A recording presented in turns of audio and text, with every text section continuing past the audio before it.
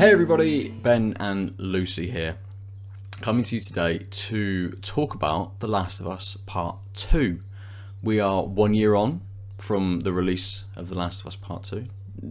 Definitely not 1 year on from either of us completing the game, because that took weeks and weeks and weeks and weeks and weeks and weeks and weeks. But we just thought we'd get together just to talk about our lasting memories on it. A year on, what we kind of think about the game still, and any of our sort of favourite touching good moments that we've experienced from it. So hey Lucy, thank you for joining me. Thank you for having me, as always. Good. So we'll kick off with you, Lucy. It's a year on. Has the game kind of stuck with you through that year? Has it been sort of a touchstone for kind of other games? Is it sort of still have some headspace with you at the moment? Yeah, I probably thought about that game more than most throughout the rest of 2021, and even some parts of this. No, what year are we in? 2020. Jeez, I know. time. Yep. Yeah. I think that Kentucky Route Zero and Ori and the Will of the Wisps, which are my top three games last year, I think those stuck with me more than most games. I think my favourite rendition of Take On Me is probably Ashley Johnson's version. So still listen to that now and then. Yeah, how's it been a year? I know.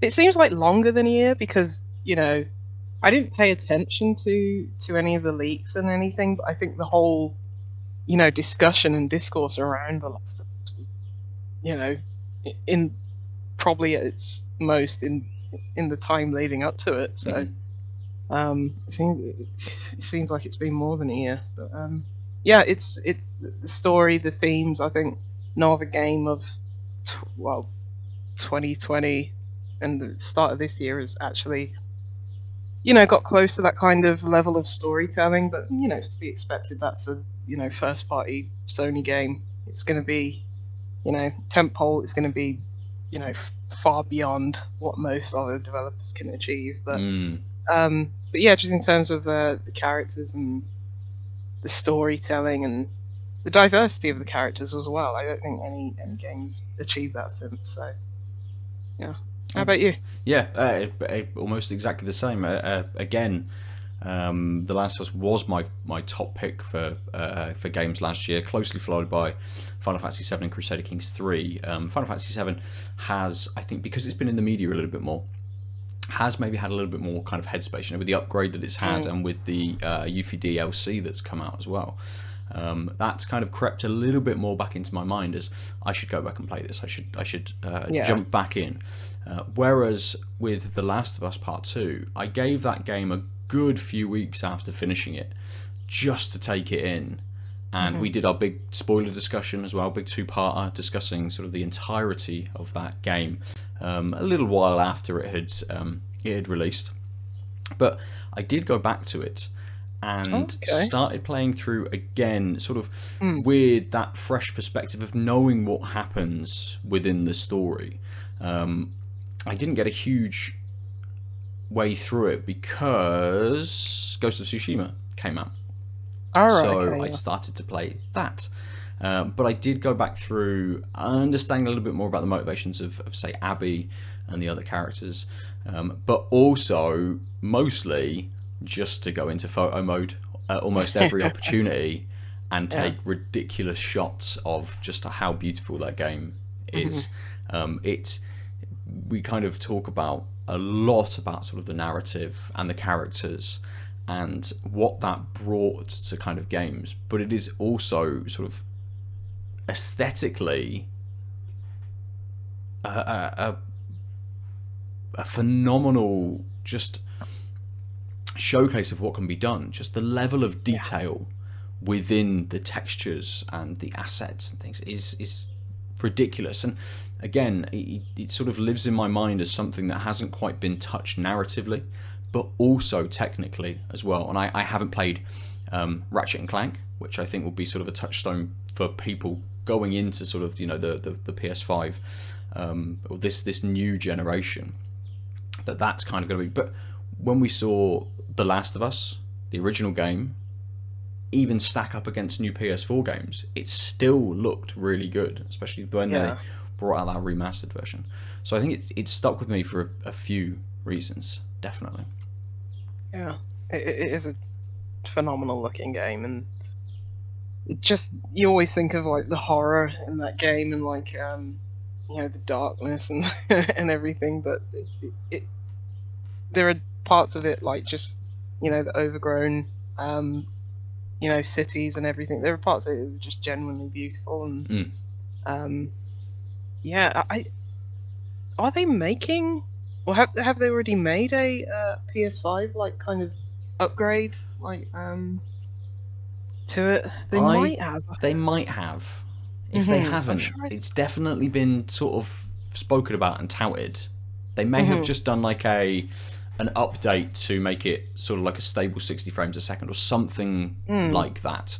They have definitely gone back to put something into that for it to be at least a little bit of an upgrade on PS5, perhaps. So. Oh, here we go. Because I'm sure I saw a Digital Foundry thing. It's received a PS5 upgrade as of May. So okay. Yeah. Nice. Is it at 60 frames per second? I think it might be 120. Only a few games can do that, like Yes. Will of the Wisps. Yeah, I think it's at 60 frames per second. So, Nice. I remember when the first game came to PS4, and I think I bought the remastered version of that. I don't think I ended up playing it, which is funny. Pretty typical. But yeah, that it had a different feel to it. I think I played through like the opening part before the before it skips to like present day. Yeah, it had a different feel to it. So I don't know what 60 frames per second would be like, but I think with the second game, it seemed a lot more fluid and faster, just the combat, whereas the first game seemed a bit more slower and purposeful. So I think 60 frames could definitely benefit the Last of Us Part 2 on PS5. So that's good. Nice. So you're talking about sort of the darkness and things of the game, and how the narrative is this sort of, or at least runs through with themes of revenge through a lot of it. And we've had, again, a year to sort of take this in and reflect on it. Do you think that the story showed those themes off and did so sort of successfully still? Because I know there was a little bit of, at least you and I had the conversation around sort of towards the end of the game, like, should Ellie just stay on the farm with Dina rather than going off like in that final kind of act to find Abby again, and almost the redemption of letting her down after she'd been captured and sort of freeing her almost. There's a little bit of sort of revenge and there's a little bit of redemption in there as well. Do you think it did that successfully, or are you still kind of the mind of questionable? Yeah, I think you will get into talking about what we want from the sequel, or the third part in the series, if there is to be one. I think I'm of the mind now where I don't mind that it had that last sequence in California, because I wouldn't mind if there's never a Last of Us Part 3. Yeah. And I think to have that kind of closure, I'm glad for that third part. Now that's if we don't get the Part 3, which we probably will. If we weren't to get a Part 3, well, if part three was already planned, which it seems like there is. I mean, Neil Druckmann's talked about like, possibly have more story to tell. Hmm. I genuinely wanted that game to finish with them on the farm, but not when she's looking into the sunset, which was, I think, a lot of us thought, oh, this is the end. Yes. Cool. Yep. I actually wanted it to finish where Tommy walks in, slides a map over to her. I wanted it to like cut to black then, and Ellie thinking about it, and it's like, she's gonna go, but I thought that would be the third game, the whole of California in the third game, but it's like, no, Naughty Dog crazy, and just stuck that whole new part and into the end of it. But yeah, as I say, I think I'm happy with where the story went. It's like, yeah, I'm okay with it. It was a long game, and that just added to it, and it just seemed a bit overstuffed at that point. But I was happy where that story ended, and how Ellie is just a broken woman. Completely. Yeah. Yeah. There's definitely moments throughout the whole thing which, and as they wanted, have you question the motivations and you playing through. I remember getting to that point where I'm Abby chasing Ellie through the theatre to go down to the backstage, and then having that kind of fight against her. And I'm like, I don't want to be doing this. No. I don't. Yeah. And even then, like I kind of come to understand Abby's sort of motivations and things. So by that point, I was invested in her and thinking, yes, like, actually, I can see where they're coming from with this, and all of the relationships she had with like Lev and Yara and everything culminating in this point. I'm like, no, I absolutely don't want this. So I think for that sort of that final act, it kind of brings you back to Ellie in almost a look. It's okay. We'll just treat you nicely just for this little last kind of bit. We're not going to leave you hanging with sort of how we sort of ended before this part. Those feelings that you've got. You're now Ellie again. You can take charge of her again. It's a bit more familiar. You're back in her shoes. I think that was really nice to sort of lead you into that finish in the end.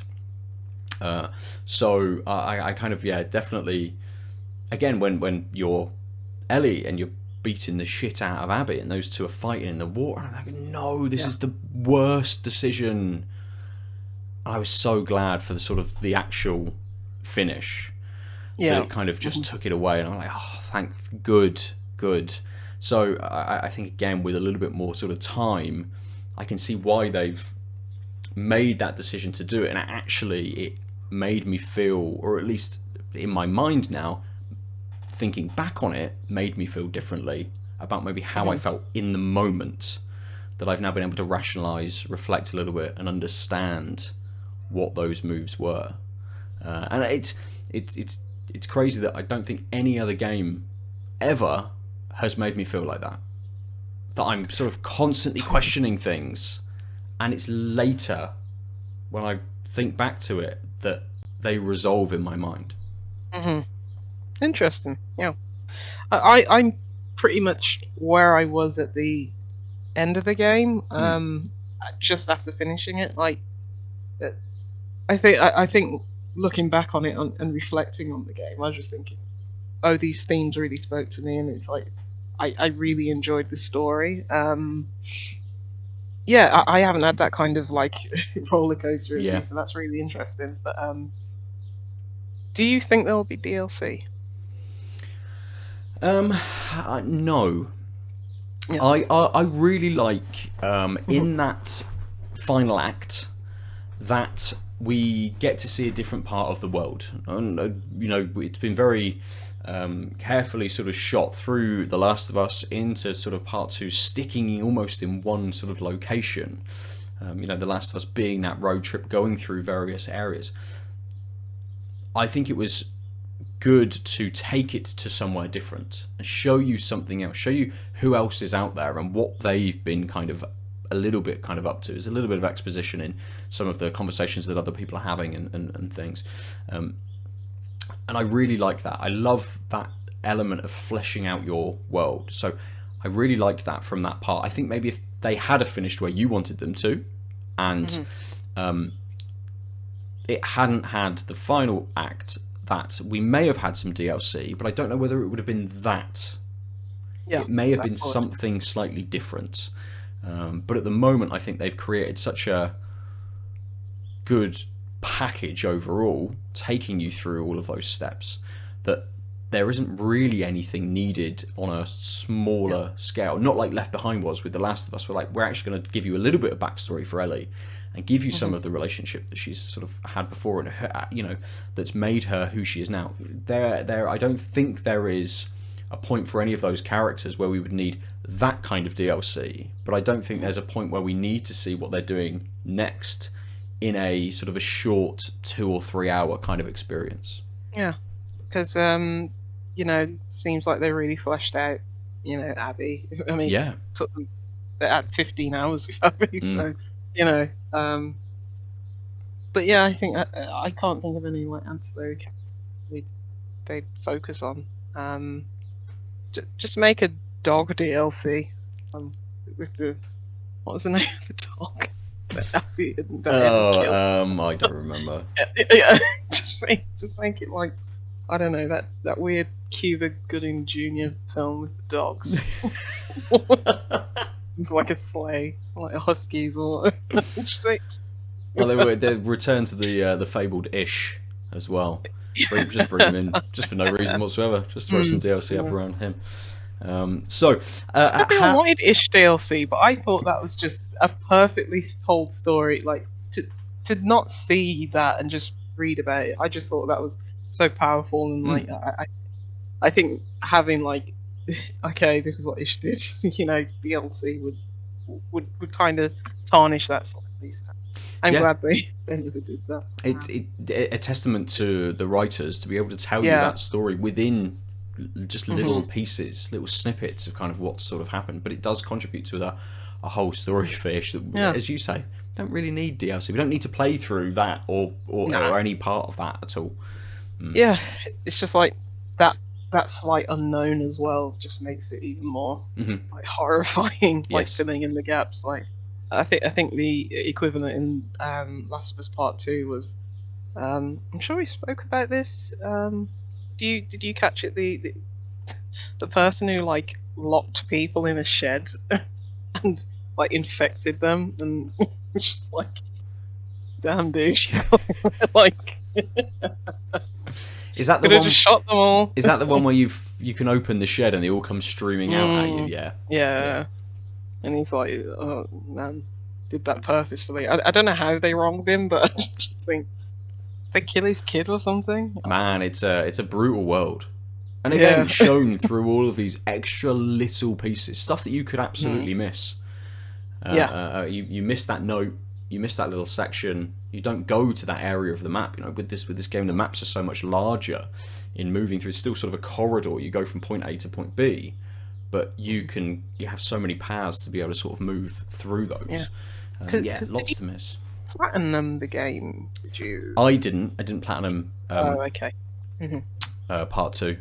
I don't know what I didn't get, but lots of collectibles, I think. Yeah.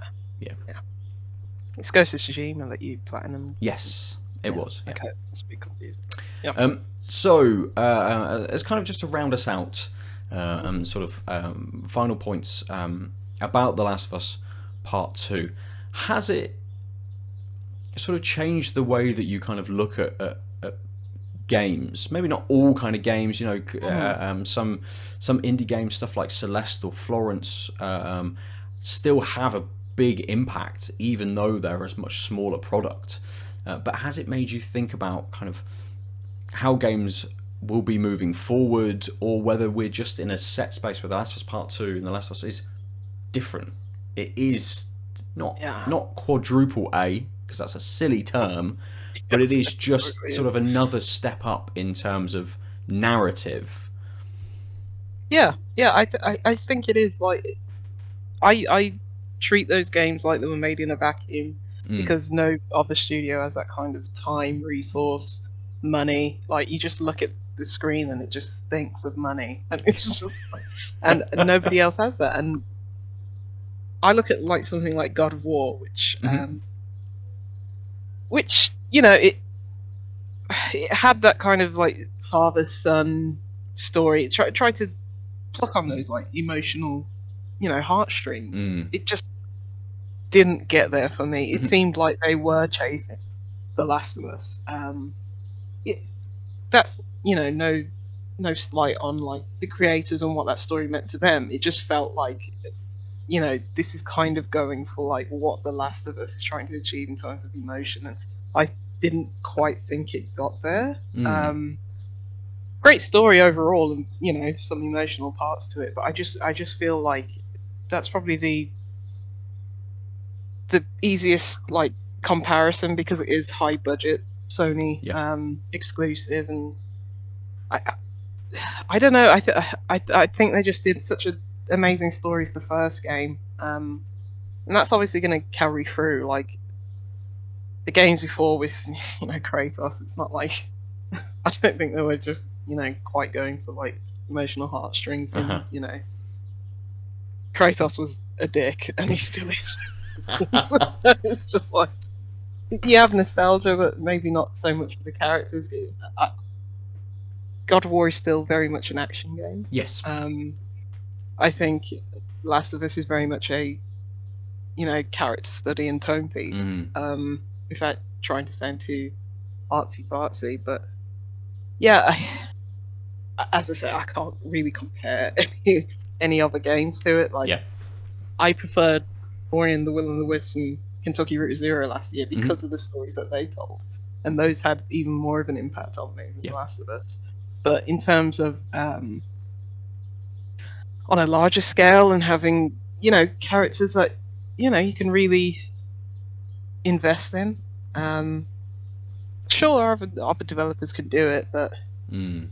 I think just I mean the motion capture, the look of the characters, that helps as well. Yes.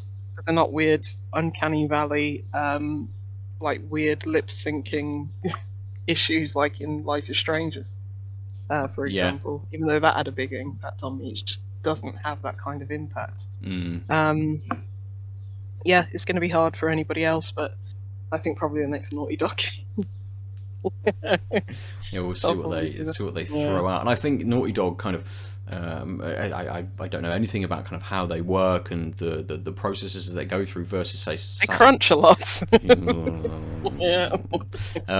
Versus say like Santa Monica for the Yeah. God of War sort of story, but it almost feels like to quantify it in my mind just for the purpose of this discussion, sort of that The Last of Us Part 2 is sort of 60-65% narrative, 35 to 40% sort of gameplay, but it's flipped for God of War. God of War was much more 65% about that gameplay. It was about the feel about the axe and the way that it sort of played and the monsters that you came up against. The Last of Us does have that, very much. The weapons feel different when you're firing them, and the way that sort of the characters act and the AI in that game is absolutely nuts when they're trying to hunt you in a space. So there's loads and loads of really intricate systems still going on. But I think impact-wise, and sort of what I took away was the narrative definitely takes sort of 65% of my headspace with that game. Whereas with God of War, it was the gameplay that took, say, 65 or so % of my kind of headspace. That's what I took away from that. And it's definitely something that I think we'll see more studios try to do. It's maybe just the weight that they kind of give things, that balance that they try and get between being narrative with some gameplay to push you through to those different sections versus being mostly gameplay with a story to it. And you can kind of look at maybe Death Stranding or something like that, which has tried to be more narrative based, batshit insane, but a little bit more narrative based. And then the gameplay has not come secondary, but is in service to the narrative more than the other way around. Yeah, and you're right. Like I always say, this generation of PlayStation games, they're all sad dad games. Maybe Horizon's a sad mom game. I don't know, but I think The Last of Us has had that legacy. I think we've had The Last of Us in PS3 generation, Mhm. and even like Uncharted. I don't think we get the God of War that we got in 2018. I don't think we get Ghost of Tsushima or Mm. Days Gone. Is that what it's Yes. called? Yeah. Yes, the biker one. Yeah, I they are. They seem to be chasing that Last of Us kind of thing. May not all get there, and yeah, I think it's had a lasting impression for better and worse. Like a lot of those PS4 games are cut from the same cloth. They want to have that kind of emotional storytelling and make a third-person action game. And not all games have to be that. And especially when you have something like The Last of Us that is just the creme de la creme tentpole standard. It's a bit sad to try and see other developers try and chase that, and sometimes with mixed success. Like Days Gone wasn't thing probably most people was hoping it to be. Probably still decent average game, but it's it'll be interesting to see what this coming generation is going to do. Like the next God of War, what's that going to be like? Yeah. Are they going to lean even more into like the emotional storytelling or not? And yeah, we'll see. It'll be interesting times. Yeah, absolutely, absolutely. Good. So they are our thoughts on The Last of Us Part 2 and The Last of Us and other games that have folded into this conversation 1 year on from the release of The Last of Us Part 2. Stick around. We are going to also put out a video after this one about our thoughts and what we would like from The Last of Us Part 3, if that would ever be a thing, which it may be. It may currently just be some notes in Neil Druckmann's book, but there is something. Kill Joel again. Somewhere.